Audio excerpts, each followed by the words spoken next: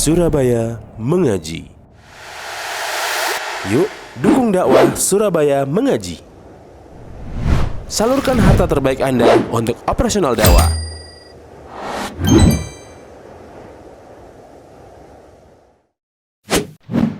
SM Store, amanah dalam muamalah.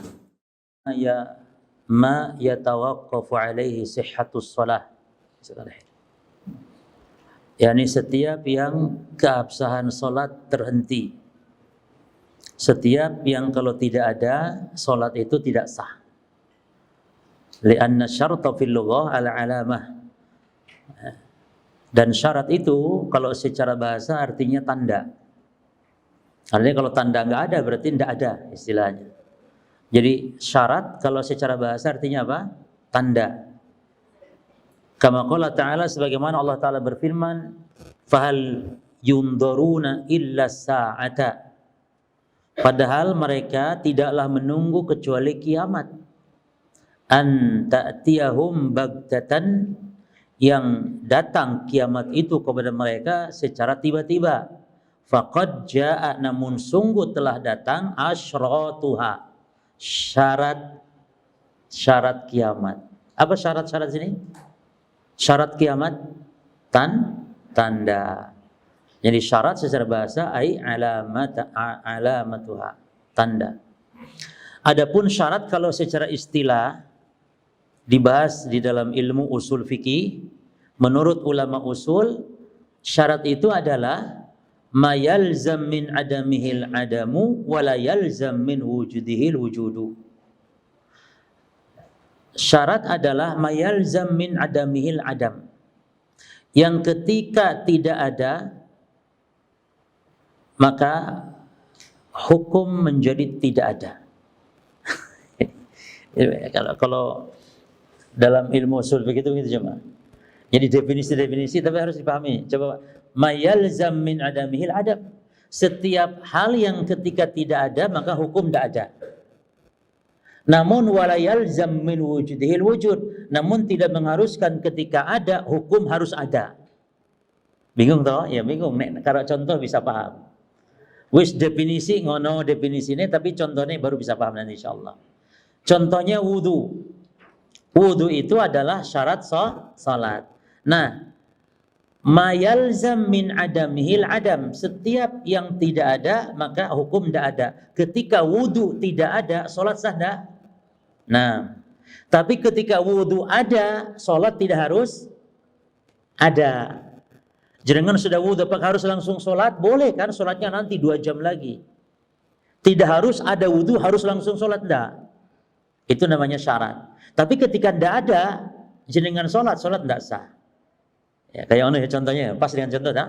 Baik. Nah, apa saja syarat-syarat salat? Syarat-syarat salat yang pertama dibahas oleh beliau, asyartul awal dukhulul waqti, masuknya waktu. Jadi masuknya waktu salat, wa huwa ahammuha. Dan ini termasuk di antara syarat salat yang paling penting. Ya. Walihada yasqutu katsirun minal wajibat mura'atan lil waqt. Oleh karena itu banyak sekali kewajiban-kewajiban itu gugur karena dalam rangka memperhatikan waktu ini. Ya. Terus mu'alif menggunakan takbir ungkapan dukhulul waqti. Dan itu asahhu minal waqti, dan itu lebih bagus, tepat, lebih benar daripada mengucapkan waktu.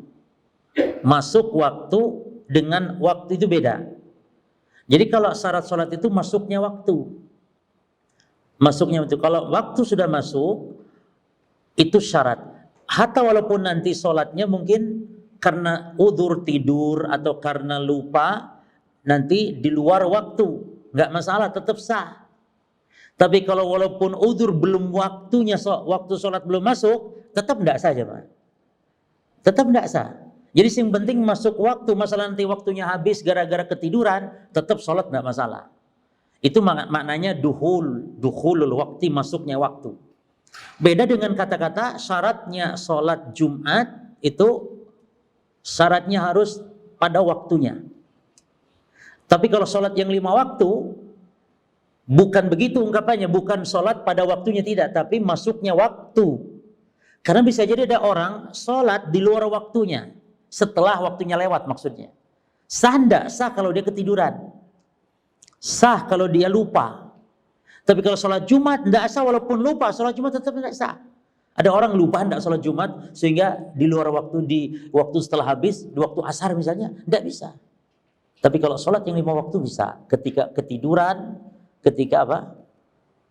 Apalagi jemaah? Lupa, man nasiya an salat falyusalliha idza dzakara. Kalau lupa sholat, maka sholatlah ketika ingat. Baik. Walihada yajibu an ta'rifal farqa baina qaulil ulama yushtaratu dukhulul waqti wa baina qaulihim fi salatil jumu'ah yushtaratu fihal waqtu. Oleh karena itu kita atau Anda wajib untuk mengetahui perbedaan perkataan ulama tentang disyaratkan sholat 5 waktu itu masuknya waktu. Dengan perkataan ulama tentang sholat Jumat. Adapun sholat Jumat disyaratkan pada waktunya. Pada waktunya. Beda. Karena al-jum'ah la tasihu ba'dal waqti mutlaqan. Karena kalau sholat Jumat itu tidak sah dilakukan kalau sudah habis waktunya secara mutlak. Mau ketiduran, mau enggak, tetap enggak sah. Terus orang kalau ketiduran Jumatan gimana? Sholat duhur. Duhur cuma. Hatta antum masuk sholat Jumat, imam sudah rakaat kedua bangkit dari ruku'. Paham? Bangkit dari ruku'. Yani imam sami Allahu liman hamidah rakaat kedua, antum baru masuk masjid Jumatan tuh. Ketiduran barangkali Jumatan ke masjid. Imam sudah rakaat kedua bangkit dari ruku'. Jadi antum dapat ruku' enggak dapat. Maka saat itu antum tidak boleh sholat Jumat, tapi sholat duhur. Nah ulama khilaf niatnya apa ini? Jadi tetap ikut sholat bersama imam, cuman antum jangan salam atau jangan sholat Jumat, tapi sholat. Nah ada khilaf ulama, yang betul sholat duhur. Tapi melok jamaah sama imam yang sholat Jumat 2 rakaat. Tapi antum sholatnya berapa? 4. Jadi sempurnakan. Tapi nek imam lagi ruku rakaat kedua, antum masuk imam sik ruku. Makanya jemaah imam nih tolong perhatikan, nek ruku itu ya ojo ditahan setete. Memberi kesempatan yang pemalas-pemalas. Jadi jemaah yang pemalas itu lumayan kasihan. Jangan malah dendam imam itu. Ketika ruku ada buka pintu, awas kan. Sami Allah langsung dendam. Jangan. Berlemah lembutlah kepada jamaah pemalas, ya.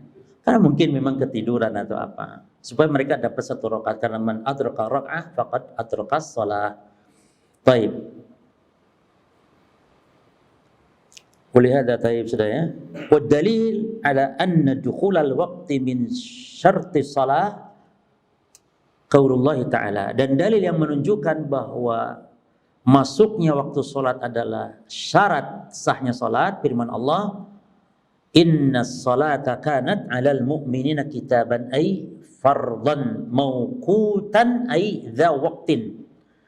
Allah berfirman, sesungguhnya sholat itu diwajibkan atas mukminin kitaban, yakni dengan kewajiban yang pasti, mawqutan yakni memiliki waktu-waktu yang telah ditetapkan oleh Allah.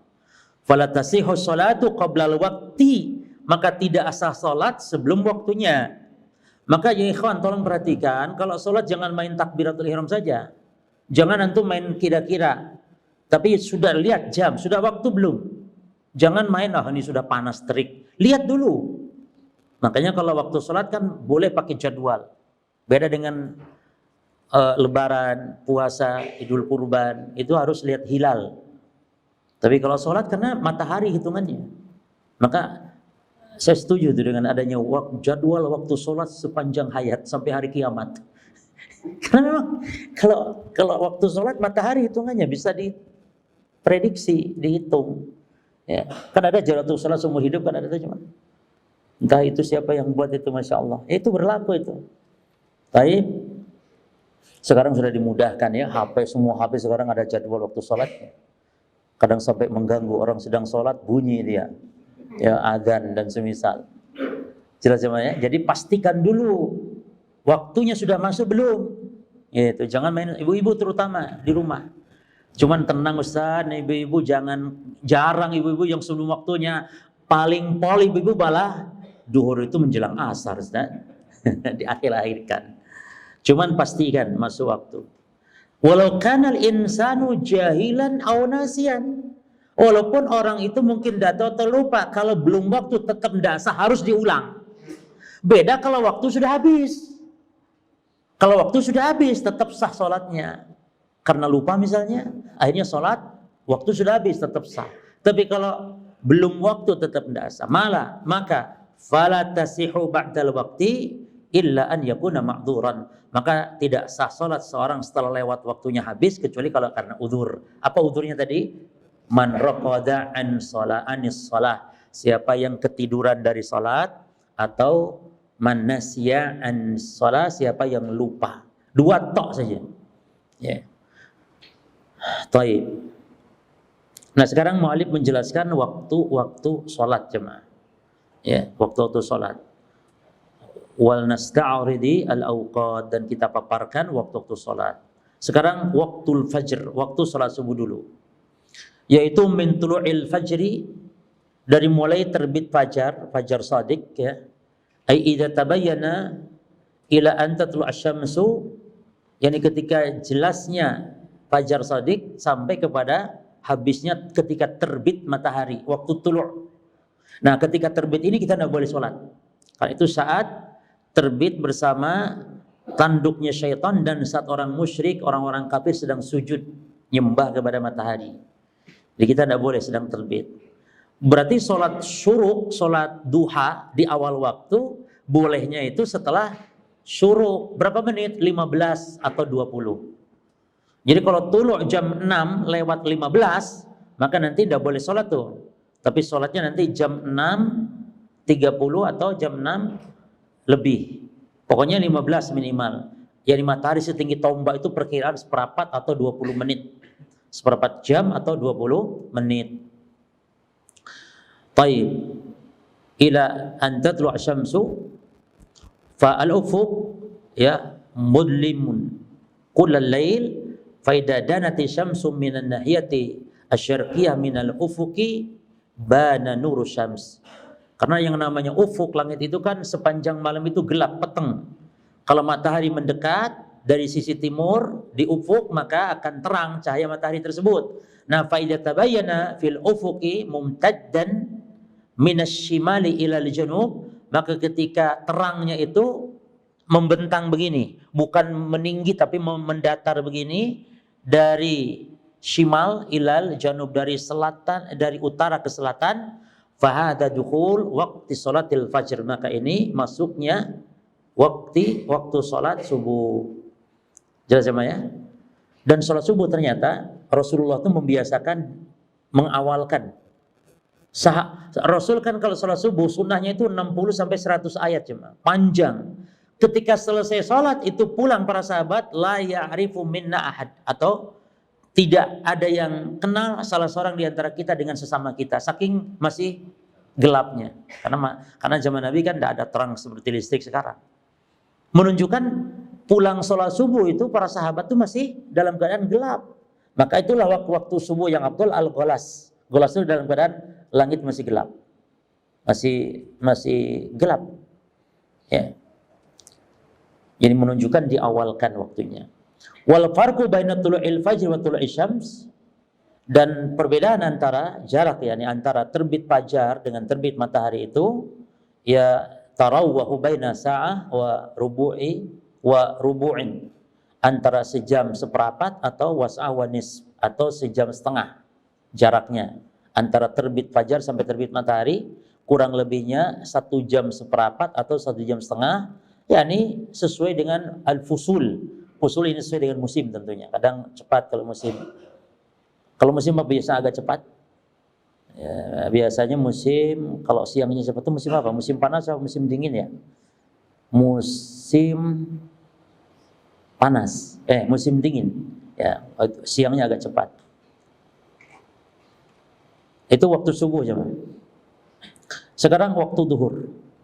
Min zawali syamsi ila an yasira adh-dhillu kulli syai' mithlahu. zaidan ala fai'i az-zawal. Kalau waktu duhur adalah dari tergelincir matahari sampai kepada bayangan sesuatu sama dengan aslinya. Itu waktu duhur. Ya, jadi ketika terbit matahari wa nasabta syai'an yani syakhisan kal 'asa, ketika terbit matahari lalu kalau ditancapkan sesuatu seperti tongkat misalnya atau yang lainnya, sara lahu dhillun, mesti ada bayangannya. Nah, hadza dhillu kullama irtafa'ati syams, bayangan ini ketika semakin tinggi matahari maka berkurang sampai akhirnya matahari tengah-tengah. Ketika matahari tengah-tengah berarti faidan taha ya wa bada'a yazid fa inna idin zalati asyams, ketika lebih maka saat itulah tergelincir matahari. Maka itu alamat atau tanda datangnya waktu zuhur. Nah, fa idza imtadda dhillu min hadhihi al-alama ila ra'sihi bi miqdari syakhisi faqad kharaja waqtu dhuhur wa dakhala waqtu al-'asar. Nah, ketika hilang tanda itu maka masuklah dia waktu asar dan hilanglah waktu zuhur. Jadi waktu asar itu ketika keluar waktu zuhur ya, sampai masuk asar itu hilangnya ketika antasfarra syamsu, matahari menguning. Jadi waktu asar itu ternyata cuma ada dua waktu ya, ada waktu darurat. Waktu daruratnya sampai maghrib asar itu. Tapi waktu yang wajibnya itu adalah sampai matahari menguning saja. Gitu. Jangan sampai dipahami waktu asar itu dimulai dari waktu duhur hilang sampai waktu datang maghrib, enggak. Jadi sampai maghrib itu waktu darurat. Makanya kata Nabi, man sholal asra ya, man shola rak'atan minal asr thumma yaghribu syams faqad adrakas shalah.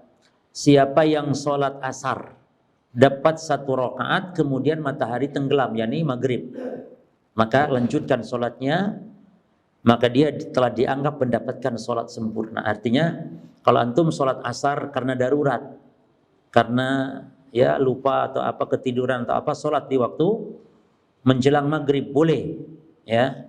Nah kemudian pas sholat dapat satu rakaat asar, delalah adzan maghrib, berarti habis. Itu antum jangan putuskan sholat, lanjutkan sholat asarnya karena dapat satu rakaat. Tapi kalau belum dapat satu rakaat, batalkan. Kalau belum dapat satu rakaat maka batalkan. Jelas ya? Bagaimana caranya? Sholat nanti bersama maghrib.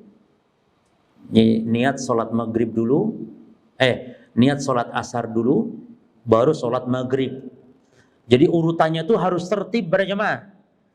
Ya, sebagaimana Nabi ketika ketinggalan sholat asar di perang Khandaq, itu Nabi sholat asar di waktu maghrib, dan Nabi pada habis sholatil asar sumal maghrib. Nabi mulainya dengan sholat asar dulu, baru maghrib. Bukan maghrib dulu karena yang punya waktu, bukan. Termasuk berlaku ketika kita jamak takhir dalam madhab jumhur. Beda dengan madhab syafi'i. Kalau dalam madhab syafi'i sahibul waktu dulu. Kalau antum jamak takhir, duhur dibawa ke asar atau maghrib dibawa ke isya, dalam madhab syafi'i tenang. Karena dalam madhab syafi'i sholat itu yang punya waktu dulu, yakni isya dulu baru maghrib, atau ndak apa dulu, asar dulu baru duhur. Tapi ini lemah pendapat Imam Syafi'i, yang rajih pendapat jumhur. Sebagaimana Nabi ketika di perang Tabuk. Nabi di perang Tabuk, di perang Khandaq, di perang Khandaq, Nabi terluput sholat asar. Ya. Maka Nabi sholat asar dulu. Ini sesuai urutannya kalau sholat. Hatta kalau ada orang ketiduran selama 4 kali sholat, yani dia tidur nggak subuh, nggak duhur, nggak asar, nggak maghrib, bangun-bangun isya, maka bagaimana cara sholat jamaknya? Mengqadanya gimana? Di waktu isya itu dia jangan sholat tanggung isya dulu, enggak. Dia sholat dulu apa? Sholat subuh 2 rakaat, qomat lagi, sholat duhur. Berapa rakaat? 4 karena bukan musafir. Ya, 4. Qomat lagi asar. 4. Qomat lagi Maghrib ini memang kebacut ini wongnya. Tapi peono kasus. Lalu komat lagi sholat Isya. Tapi jangan disengaja lah cuma pura-pura merem tidur ketiduran. Lah, memang ketiduran betul. Mungkin habis minum obat apa gitu, ya. Obatnya kebanyakan, ya. Kalau pingsan, nah jemaah, nanti pingsannya dirinci. Jadi pendapat yang benar, pingsan itu dibawanya nanti kemana? Apakah kepada gila atau kepada tidur? Sebab pingsan itu bisa dikiaskannya kepada gila kalau pingsannya lama. Jadi orang yang pingsan lama dianggap hilang akal, maka masuk kepada gila sehingga tidak wajib sholat qadha. Ini pingsan 1 pekan, pingsan 1 bulan, ya tahu jemaah? Ada orang pingsan berbulan-bulan, ada, itu tenang, tidak usah diqadha, sudah bebas, alhamdulillah. Tapi ini pingsan cuman 5 kali sholat, ya, maka diqadha 5 kali sholat. Memang ada khilaf batasannya, apakah 3 hari kah pingsan yang seperti tidur? Ada, kalau menurut banyak madhab itu pingsan yang dianggap tidur ketika pingsan sekedar sholat 5 waktu saja ketinggal, yani 5 kali. Ya, kalau sudah lewat maka itu dianggap seperti majnun. Nah, terus orang yang pikun jemaah sama, pikun itu dihukum pikun, kadang ingat kadang enggak kan itu jemaah. Kadang sholat kadang enggak karena lupa. Maka itu juga dimaafkan. Tidak perlu untuk kita mengqadhakan atau. Tapi kalau bisa dibantu, diingatkan setiap kali sholat. Cuman kalau dia mungkin hidup ya sendiri, ya atau mungkin barangkali memang demikian lupa disuruh sholat, wis kok mau belum, wis malah marah-marah. Ya sudah biarkan lagi, gimana lagi? Kan orang pikun gitu cuma marah kadang. Ya disuruh sholat marah, padahal belum. Cuman dia perasaan sudah. Gitu. Nah itu sudah dimaafkan oleh Allah, sama dengan orang gila. Ya. Sekarang waktu Isya jemaah. Nah ini diantara yang keliru waktu Isya. Yang maghrib dulu ya. Waktu maghrib min ghurbi syams ila maghibis syafaq al-ahmar. Dari mulai tenggelamnya matahari sampai kepada hilangnya yakni awan merah. Liqaulin Nabi, berdasarkan sabda Nabi, waktu salatil maghrib malam yaghibis syafaq. Waktu salat maghrib adalah sampai sebelum hilangnya syafaq. Wal murad bi syafaq huna, yang dimaksud syafaq yakni syafaq al-ahmar, awan merah. La syafaqul abyad, bukan awan putih. Wa hadza la yu'raf illa idza kharajal insan, dan ini tidak diketahui warna ini kecuali kalau seorang keluar dan melihat ke arah barat, ya, di tempat yang kosong gitu. Di tempat seperti di padang pasir yang kosong seperti itu baru bisa melihat.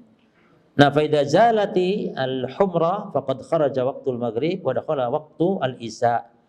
Kalau sudah hilang syafaq ini, awan merah ini, maka hilanglah waktu maghrib dan masuklah waktu isya. Wa hadha yatarawahu baina sa'atin wa nisf, dan antara jarak isya ke maghrib ini hanya sejam atau setengah jam.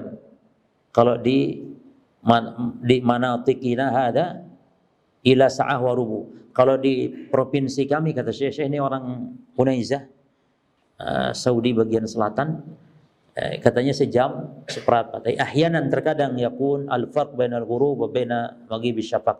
Terkadang memang beda, tergantung juga kondisi, tergantung cuaca. Waktu Isya. Nah ini waktu Isya nih jangan salah paham jemaah. Waktu Isya itu bukan sampai subuh, keliru. Waktu Isya itu ila nisfil lail, min maghibis syafaqil ahmar ila nisfil lail.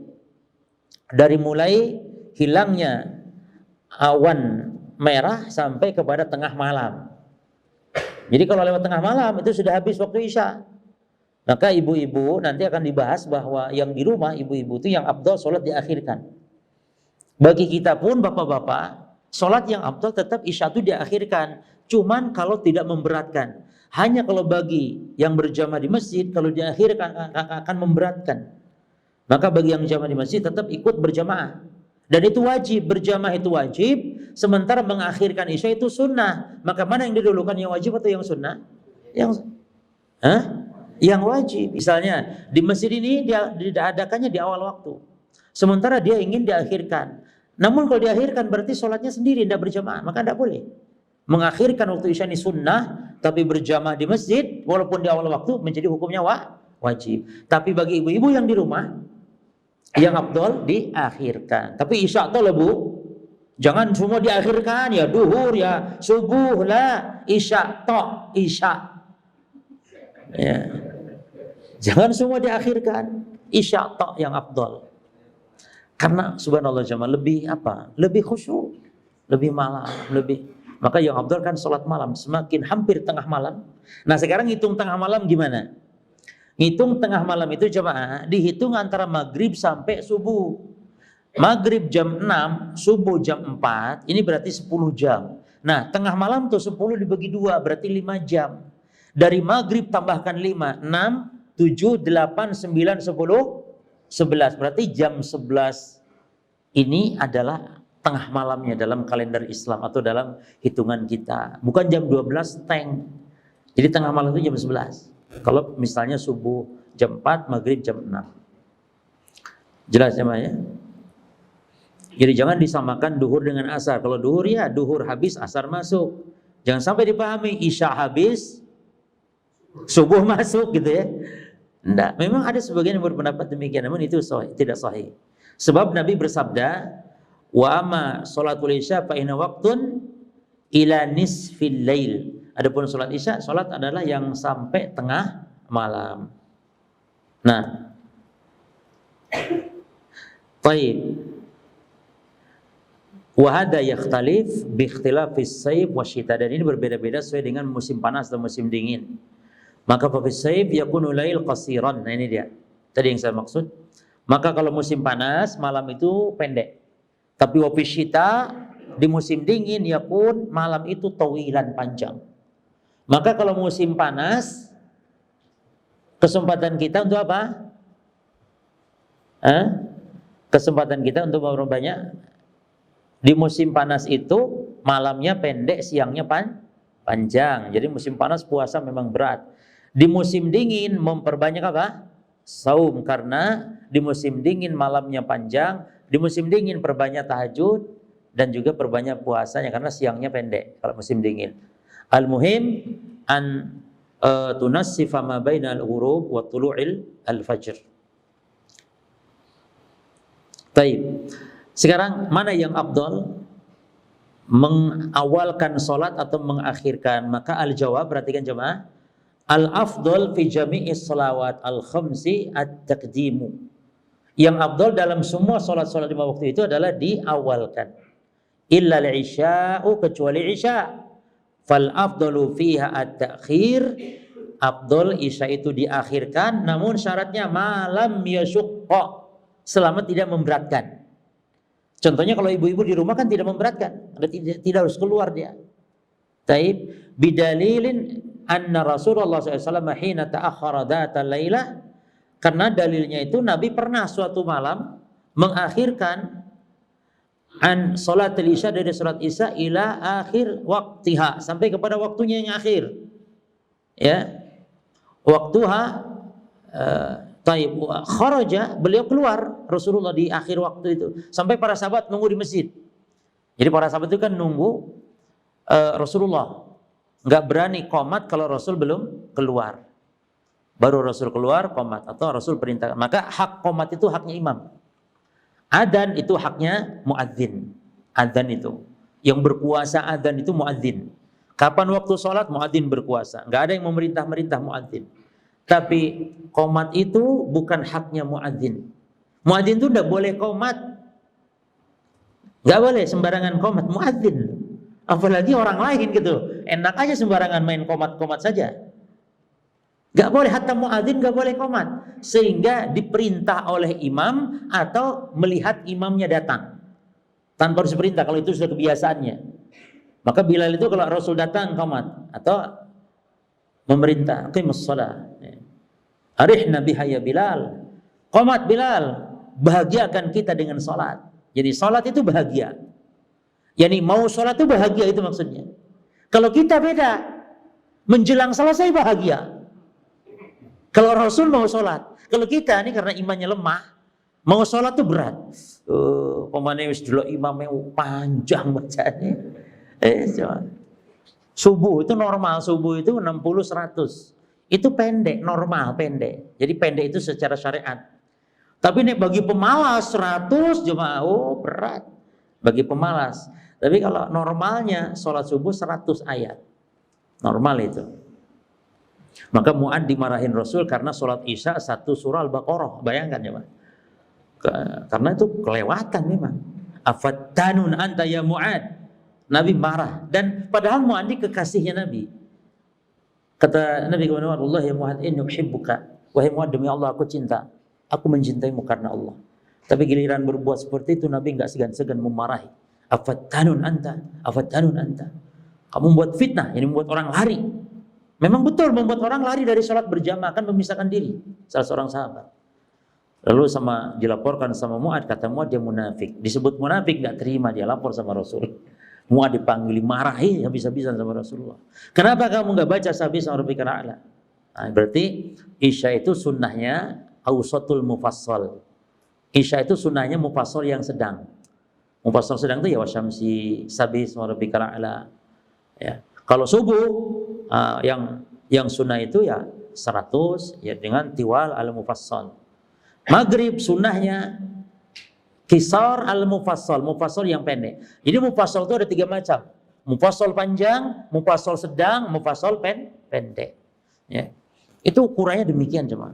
Sesekali boleh panjang, seperti Nabi pernah sholat maghrib baca surat At-Tur. Panjang At-Tur, ya sesekali tapi seringnya itu sunnahnya yang maghrib itu pendek. Kulhu, kuliah, al-kafirun, pendek. Nah Mu'ad, Al-Baqarah, ya jelas orang kabur cuma. Apalagi antum, antum kayaknya bubar kabeh. Al-Baqarah. Itu. Baik. Nah gitu loh, padahal baca Quran. Tapi Nabi sebut kamu buat fitnah dengan bacaan Quran. Hati-hati cuma. Tidak setiap kita ibadah ini bisa jadi ibadah kita ini membuat fitnah. Seperti apalagi nyetel Quran, murotal. Saya pernah dengar masjid cuma udah gerah jam 2, sibuk rame. Ini baca Quran banter-banter di speaker masjid. Ini musibah. Ada orang sakit tambah parah kan gitu. Jadi ini timbul fitnah. Gimana orang mau masuk Islam orang kafir? Kalau masjid-masjid kaum muslimin rame kayak gitu, gaduh dengan bacaan-bacaan Al-Quran. Apalagi puji-pujian. Tambah parah lagi. Wong Quran aja bisa haram, mengganggu. Bahkan antum nyetel murotal, tetangga antum yang kafir terganggu. Masya Allah jemaah. Padahal Quran loh kita nyetel. Masa? Itu biar aja itu kan kafir. Lah jemaah. Karena baca Al-Quran, nyetel Quran, murotal apalagi. Tidak harus jam sekian, bahkan tidak boleh dengan cara mengganggu. Ya. Maka tidak setiap ibadah kita, kalau memang salah cara, salah waktu dan semisal bisa menimbulkan fitnah. Taib. Nah kata Nabi, beliau bersabda ketika sholatnya Isya telat seperti itu, kata Nabi, laula an asyukka ala ummati. Seandainya tidak memberatkan umatku, la amartuhum an yusalluha hakadha. Kalau tidak memberatkan, aku akan perintahkan Isya itu ya sekarang ini, di akhir. Jadi hampir 10:30 istilahnya cuma. Kalau bahasa kita sekarang. Lakin lamma kana rijal mutalibina bi sholatil jamaah, namun ketika kaum muslimin pada menginginkan sholat isya berjamaah dan manusia juga sholat isyanya itu di awal waktunya, maka lidaf'il masyaqqah, maka demi untuk mengurangi kesulitan sehingga sholat isya di awal waktu, maka shara wajiban alaihi, maka sehingga wajib bagi dia untuk sholat berjamaah walaupun di awal waktu sholat isya tersebut, karena berjamaah hukumnya wajib, kalau mengakhirkan isya hukumnya sunnah. Wa bina'an ala dzalik fa idza kana jama'atun fi rihlatin atau fi safarin, maka berdasarkan keutamaan isya diakhirkan para jemaah, maka seandainya ada serombongan dalam perjalanan, serombongan orang dalam perjalanan atau dalam safar, lalu mereka bertanya, ayyuhuma ahsan, mana yang baik-baik bagi kita rombongan perjalanan musafir, anu akhir salat al-isya atau anu ajilaha, apakah kita mengakhirkan isya atau menyegerakan isya? Dia rombongan sholatnya bukan di masjid kaum muslimin, bukan. Dia mungkin musafir di hutan atau di jalan, anggaplah jalan yang tidak ada masjid gitu kan, musafir jauh seperti itu. Maka kira-kira yang afdal apa coba? Nah, diakhirkan afdal. Kecuali kalau musafirin ini sholat bersama kaum muslimin, lain lagi itu. Tapi kalau tidak, maka yang afdal diakhirkan. Walau anna ahadan minar rijali fatathu yani salatul isya thumma qala halil afdal an yusalliha al-an aw an yuakhiraha ila akhiril waktu. Lalu seandainya ada orang sekarang, ada orang yang luput sholat isya, lalu dia bertanya, saya afdal melakukannya sekarang atau diakhirkan sampai akhir waktunya? Maka kita katakan yang afdal diakhirkan sampai akhir waktunya. Jelas ya? Jadi orang yang mampu dan tidak menyulitkan, maka sholat isya diakhirkan. Contoh musafir kan tidak masalah bagi mereka. Ibu-ibu yang di rumah juga tidak masalah bagi mereka. Kadzalik nisa fil buyut. Demikian pula wanita-wanita yang di rumah sholatnya, maka al-afdalu lahunna, maka afdal bagi mereka an yuakhirna sholat al-isya, untuk mengakhirkan sholat isya ila akhir waktiha, sampai akhir waktunya, ila idza syaqqa alaihinna, kecuali kalau memang memberatkan bagi mereka juga kalau di rumah. Maka kenapa?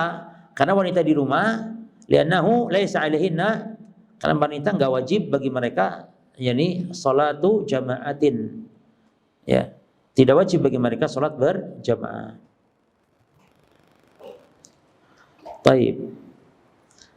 Lalu kalau ada orang bertanya lagi begini, halil afdal an usalli ma'al jamaah fi awal salatil isya atau an uakhiraha ila akhiril waqti? Apakah afdal bagi saya salat isya berjamaah namun di awal waktu, karena kaum muslimin rata-rata di awal waktu, atau saya akhirkan sampai akhir waktu? Maka kata Syekh, tusalli ma'al jamaah. Tidak boleh. Kamu harus salat bersama para jamaah. Li'anna salatal jamaah wajibah. Karena salat jamaah hukumnya wajib. Sementara wa ta'khir salatil isya ila akhir waktiha sunnah. Sementara mengakhirkan salat isya sampai akhirnya itu hukumnya tidak wajib, tapi sunnah. Maka wala ma'aradata bainal wajib was sunnah. Sehingga di sini enggak ada bertolak belakang antara wajib dan sunnah. Li'anal wajib aham, karena yang wajib harus didahulukan. Fayajibu taqdimuhu, maka wajib engkau mendahulukannya. Idzan, jika demikian, ya, ghair salatil isya afdal fiha taqdim, selain salat isya afdal didahulukan. Lakin law qala qail, ya, kalau seandainya salat sendiri, ya, lalu kalau saya akhirkan salat bersama jamaah, karena di sana ada jamaah juga yang mengakhirkan salat isya, maka apakah saya mendahulukan atau mengakhirkan? Maka jawabannya, kalau ada jamaah yang mengakhirkan, kita pilih yang akhir. Seandainya ada, ya, seandainya ada. Lianal jamaah wajibah. Yang penting intinya jamaah. Jadi kalau ada orang yang salat isya di masjid, jamaah memang diakhirkan, kita pilih mana nanti? Ikut masjid yang awal atau yang akhir? Kalau isya, ya ikut yang akhir, karena jamaahnya dapat, mengakhirkan sunnahnya juga dapat. Maka wa taqdimu sunnah, yang mendahulukan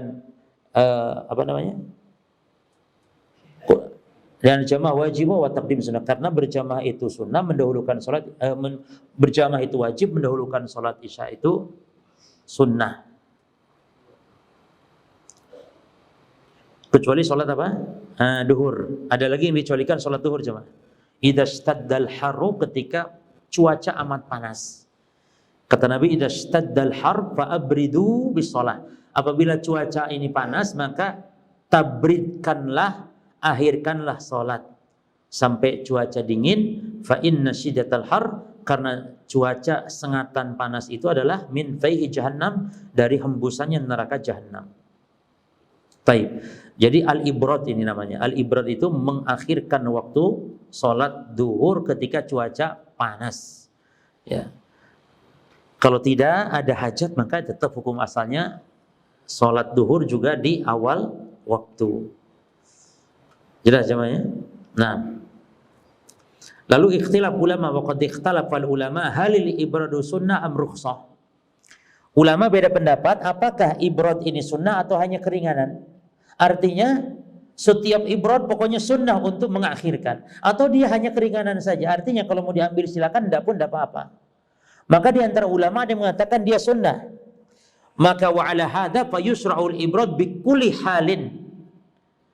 Maka atas dasar ini berarti kalau pendapat pertama mengatakan ibrad itu sunnah, maka disyariatkan ibrad setiap keadaan apapun. Namun sebagian mengatakan katanya rukhsah. Atas dasar ini makanya fa idza kana al arfaq bin nas adam al ibrad ya, kalau manusia tidak terlalu berhajat untuk ibrad maka tidak perlu ibrad ya. Dan di zaman sekarang saya kayaknya tidak perlu. Jadi ibrad itu hanya rukhsah keringanan saja ya. Nah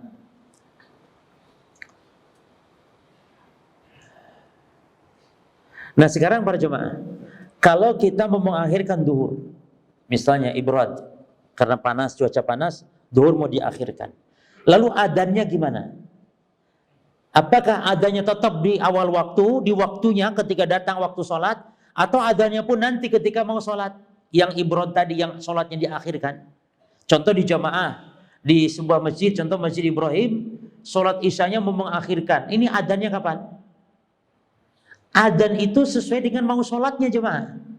Jadi kalau sholatnya memang mau diakhirkan, adzannya pun nanti. Jangan sampai antum adzan di masjid ini, orang-orang pada datang sementara sholatnya nanti. Lah kasihan nunggu. Jadi adzan itu sesuai dengan sholat. Mana dalilnya? Ini dia. Dalam hadis Bukhari dari sahabat Abu Dzar, kunna ma'an nabi fis safar. Saya pernah bersama Nabi SAW dalam sebuah safar. Fa'aradal mu'adzin an yu'adzin. Lalu mu'adzin mau adzan. Mu'adzin. Lalu Nabi mengatakan kepada mu'adzin, abrid, tunggu kata Nabi. Jangan adzan dulu. Nanti nunggu cuaca dingin. Ini sekarang masih panas. Padahal waktu sholat sudah masuk. Tapi kata Nabi jangan adzan. Summa arada an yu'adzin. Lalu setelah itu mungkin sudah ya. Dia mau adzan. Kata Nabi tunggu. Abrid. Tunggu sampai dingin. Taib. Summa arada sampai 3 kali. Kata Nabi, abrid tunggu. Hatta sawa dhulli ya talula. Faqala Nabi sallallahu alaihi wasallam, idza shiddatil har fi fihi jahannam. Inna shiddatal har min fihi jahannam. Sampai akhirnya ketika mulai teduh ya, akhirnya Nabi bersabda, tadi itu jangan sholat karena masih panas, sementara panasnya ini adalah hembusan dari neraka jahannam. Nah hadis ini menunjukkan jemaah bahwa jahanam itu kita bisa rasakan sekarang. Adanya neraka jahanam kita bisa merasakannya sekarang. Kata Nabi ketika cuaca amat dingin itu zamharirnya neraka. Ketika cuaca amat panas itu hembusannya neraka jahanam. Jadi menunjukkan neraka itu sudah ada sekarang. Ya, cuman yang kita rasakan hembusannya saja.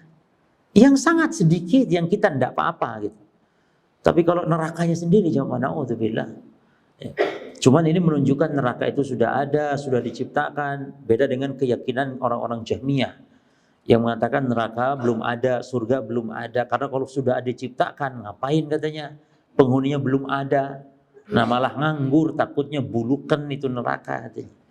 Subhanallah, emangnya neraka apa yang suka bulukan itu? Jadi ini keyakinan dengan akalan itu cuma. Tujuannya bagus untuk mensucikan Allah. Kan kata mereka Allah tuh disucikan dari sifat kesia-siaan. Kalau Allah ciptakan neraka, surga sekarang sia-sia. Allah mustahil memiliki sifat kesia-siaan. Salah. Lalu nas-nas kemana? U'idat lil kafirin, u'idat lil muttaqin. Neraka disediakan orang kafir, surga disediakan bagi orang bertakwa. Ini hadis digimanain? Mereka tuh tidak peduli jemaah. Yang penting secara akal tidak masuk, ya sudah. Ayat-ayat tuh ditolak, ditakwil, ditolak. Adapun tayyib, mana tadi? Wa hadha yadullu ala anna al-ibrad yata'akhkhar wa laysa kama yaf'aluhu ba'dun nas akhir al-adhan. Oleh karena ini hadis menunjukkan bahwasanya ibrad menyebabkan adzan pun diakhirkan. Tidak seperti kebanyakan sebagian orang sekarang atau yang dilakukan sebagian orang sekarang, yuakhirul adzan nisfa sa'anil adah. Mengakhirkan adzan setengah jam dari kebiasaan karena karena padahal nggak ada ibrad ya. Seperti di daerah kami, di tempat mertua saya di daerah Tulung Agung, Trenggalek, itu adzan asar menjelang maghrib itu jam 4, setengah 5. Saya kaget, ini adzan apa ini? Karena asar sudah jauh. Ternyata ditanya, iki nunggu wong dari sawah, dari ladang. Jadi panggilan adzan nunggu orang, hebat banget ini orang. Jadi nunggu yang dari sawah, dari ladang sehingga sholat diakhirkan. Ini tidak boleh jemaah. Mengakhirkan, karena itu bukan alasan. Kalau ibrat betul, tapi cara adanya sudah betul jemaah ya. Kalau memang asarnya diakhirkan, adanya pun betul dari sisi adanya mau sholatnya, tapi salah mengakhirkan waktu sholatnya secara umum. Karena ada alasan. Bahkan menyengaja mengakhirkan itu termasuk fawailun lil musallin. Ya, sengaja itu mengakhirkan waktu sholat, sengaja. Ya harusnya adzan tepat pada waktu, mau orang di sawah, cuman memang repot cuma nih orang ke ladang semua gitu ya. Masjid jadi kosong. Lah yang enggak di ladang kan banyak juga. Kenapa enggak? Yang di ladang biar sholat di ladangnya. Biar sholat di sawah mereka. Kalau jauh ke kampung kan memang jauh-jauh jemaah. Jadi tempat ya jagung atau padi itu memang di gunung jauh sekali. Ya sudah sholat di situ. Nah yang di kampung masa tidak ada lagi yang di kampung orang? Ada. Yang di kampung nunggu yang di sawah. Yang di kampung nunggu yang di sawah pada pulang. Ini salah, keliru. Wa ma hadis. Adapun hadis asfiru bil fajri fa innahu a'zamu lil ajr. Hadis ini sebenarnya dhaif. Hadis ini dhaif. Artinya sholat subuh itu kata Nabi, dalam hadis ini asfiru bil fajr. Asfir itu kuningkanlah sholat subuh kalian ini. Sholatlah subuh kalian sampai terang. Paham? Sholatlah subuh sampai terang. Karena sesungguhnya sholat subuh di waktu yang sampai terang itu pahalanya besar. Hadis ini dhaif. Itu yang pertama. Yang kedua, kalau dianggap sahih bagaimana maksudnya? Taib. Fahada in sahha. Ini hadis kalau dianggap sahih berarti menunjukkan hadis sholat subuh itu sampai apa jemaah? Hah? Sampai terang kan? Padahal dalam hadis lain disebutkan sholat subuh itu Nabi selesai sholat subuh dalam keadaan masih apa? Masih gelap. Berarti gimana nih, kontradiksi? La, tidak kontradiksi. Karena yang dimaksud dengan asfiru bil fajri maknanya, kalau dianggap sahih ya, maknanya apa? Yakni sholatlah subuh dengan bacaan yang panjang sampai akhirnya terang. Karena namanya panjang bacaan sampai terang, bukan sengaja sholat subuh sampai kalau sudah terang gitu loh maksudnya, bukan begitu. Tapi sholat subuh dengan panjang.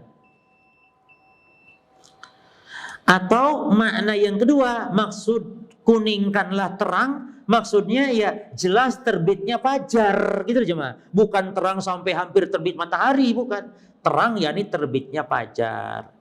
Ya. Jadi maksudnya li'alla tusallu qabla dukhulil waqti, jangan sampai salat sebelum waktunya, jadi belum terbit fajar. Jadi terang ini dua makna. Panjangkan bacaanmu sehingga sampai terang, atau yang kedua apa? Salatlah ketika benar-benar fajar terbit, jangan sampai sebelum terbit fajar. Jadi terang maknanya terbit fajar. Maka wa qulul wasifaini li salatin nabi yadhkuruna wa anna salawatullahi wa salamu alaihi kan yusalli as-subha bigolas.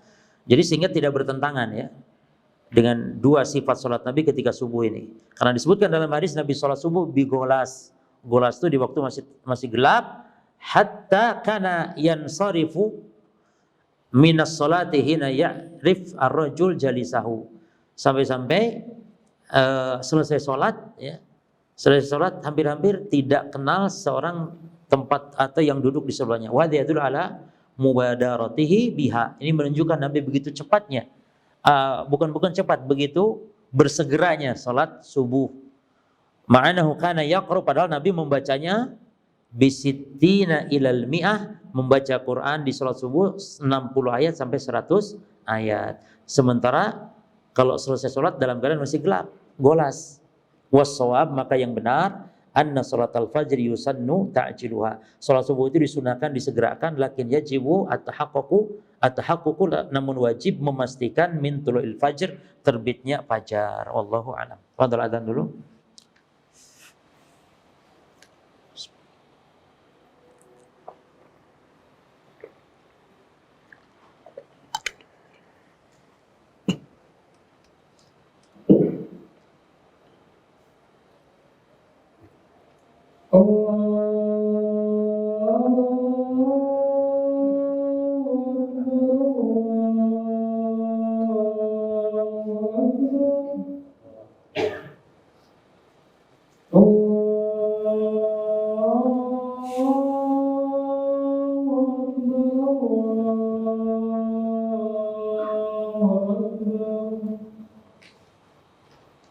أشهد أن لا إله إلا الله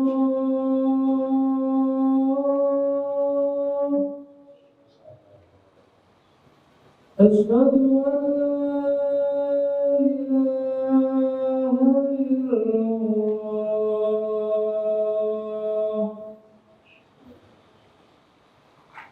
أشهد أن محمدا رسول الله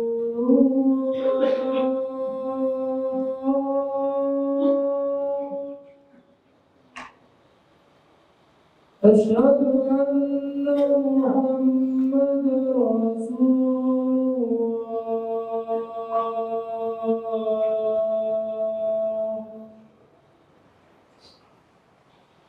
حي على الصلاة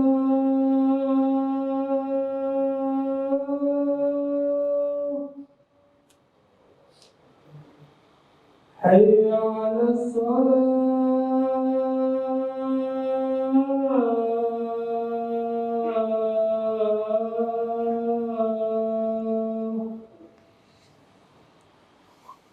حي على الفلاح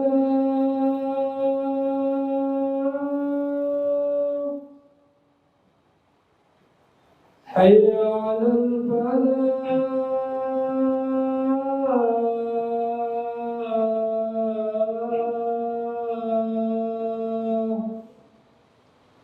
الله أكبر الله أكبر لا إله إلا الله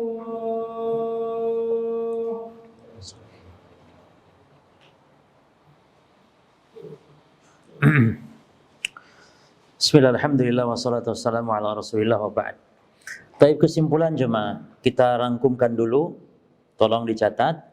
Waktu sholat itu kita subuh dulu ya, sebagaimana dalam hadis Muslim, atau mulai duhur dulu ya, duhur, karena memang malaikat Jibril memberi contoh Nabi itu pertama sholat duhur dulu. Maka sholat duhur ini disebut tusama al-ula, disebut sholat pertama. Jadi yang benar, ya, memang ada khilaf ulama dalam masalah ini, urutan sholat itu yang nomor pertama apa? Sholat duhur atau sholat subuh? Gitu. Ini urutan nomor pertama. Maka kalau kita melihat dalil sholat wusta itu sholat apa jemaah? Kalau itu kan tegas dalilnya. Sholat wusta adalah sholat asar. Sholat wusta sholat pertengahan. Berarti kalau wusta pertengahan, urutan sholat nomor pertama duhur atau subuh? Kalau wusta itu asar, karena jelas dalilnya. Taib. Jadi ulama beda pendapat antara duhur dan subuh ya. Tapi pendapat yang kuat para jemaah, memang ada dalil sholat wusta, sholat asar. Kalau sholat wusta itu sholat asar, berarti nomor urutan pertama sholat subuh, duhur, asar tengah-tengah, baru maghrib dan isya. Tapi kalau melihat hadis Jibril mengajari sholat Nabi cara waktunya, dan Nabi diajari Jibril 2 kali, waktu awal dan waktu akhirnya. Maka ini yang pertama diajarkannya duhur, sehingga duhur disebut sholat al-ula, sholat pertama ya. Ala kulli hal, intinya jemaah, ulama ada yang berpendapat nomor 1 itu urutan sholat adalah duhur, karena malaikat Jibril mengajari Nabi pertama kalinya duhur. Yang kedua, sholat subuh urutan pertama, karena apa dalilnya tadi? Wusta, disebut wusta itu pertengahan, sholat asar. Taib, yang jelas kita simpulkan sekarang, sholat duhur tidak masalah. Duhur itu waktu pertamanya adalah ketika tergelincir matahari sampai kepada dilur rajul katulihi, sampai bayangan seseorang sama dengan aslinya, antara bayangannya dengan aslinya sama. Ya. Ini waktu duhur. Ya. Terus yang kedua, waktu asar, yaitu ketika bayangan sesuatu sama dengan aslinya, ya, Dan itu masuk waktu asar. Sampai kapan berakhirnya? Berakhirnya adalah sampai matahari menguning. Jadi sudah berakhir waktu asar. Adapun waktu darurat boleh sampai, darurat itu maksudnya kalau sengaja ku nggak boleh itu jemaah. Maka bahaya, hati-hati. Sengaja mengakhirkan asar menjelang maghrib haram. Karena sudah habis waktunya sebenarnya. Karena waktu asar itu wa nihayatu waqtiha idasfarati syamsu, ketika matahari menguning. Maka itulah sholatnya orang-orang munafik. Ditunggu-tunggu sampai matahari menguning baru sholat. Ya.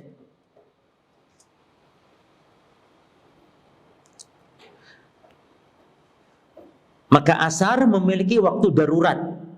Apa waktu daruratnya tadi? Sampai maghrib. Mana dalilnya? Tadi dalam hadis.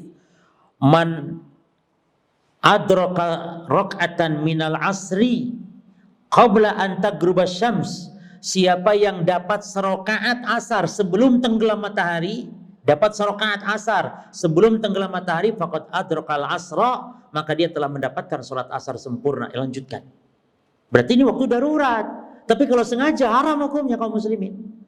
Jadi perhatikan. Makanya kata para sahabat, kami sholat asar bersama Nabi, pulang itu matahari masih menyengat.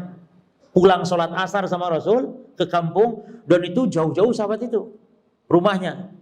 Pulang ke kampungnya itu matahari masih sangat menyengat sekali. Nah, jadi diawalkan. Lalu sholat apa sekarang gimana? Maghrib. Maghrib itu ketika tenggelam matahari sampai kapan?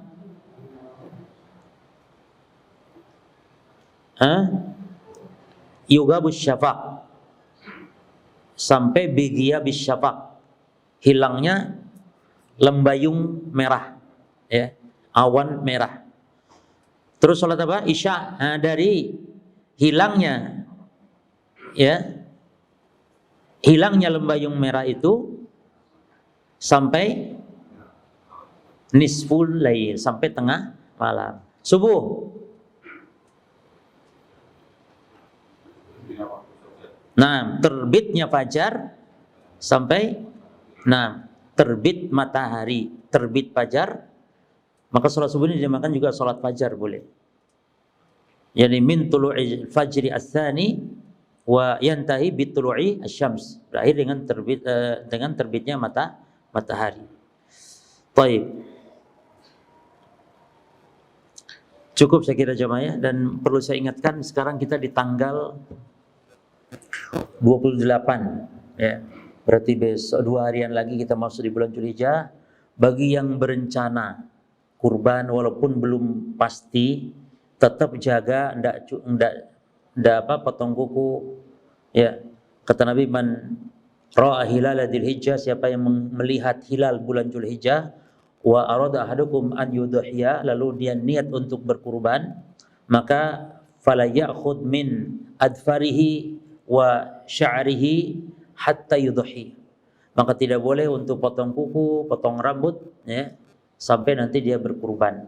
Nah, walaupun kita belum pasti, tapi sudah ada rencana. Karena niat kurban itu ada 3 jemaah. Ada memang niat namanya rencana. Rencana. Kalau masih rencana ini walaupun jadi nggak jadi itu tidak masalah. Namanya rencana.